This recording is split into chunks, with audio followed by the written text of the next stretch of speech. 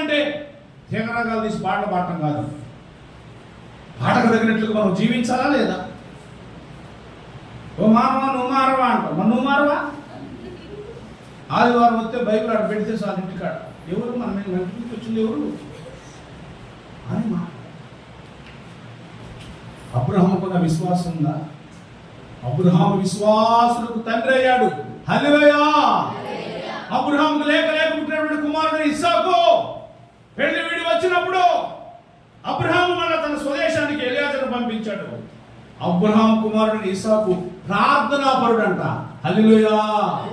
ఎలాంటి వాడైనా కాబోయే భార్యను ఇప్పుడు ఆయన చూడలే. అసలు సంధ్యవేళ పొలంలో ఆయన ప్రార్థన చేసుకునే అలవాటు ఉన్నాయి. ఏం చేసుకున్నాడు ఆయన? ప్రార్థన చేసుకునే అలవాటు ఉంది. నాతో పాటు ఇద్దరు పిల్లలు వచ్చారు. మరి వాడు ఏడున్నారు, నా బైక్ తీసుకుని పోయారు. మైక్ ద్వారా వెంటనే ఉన్నారు.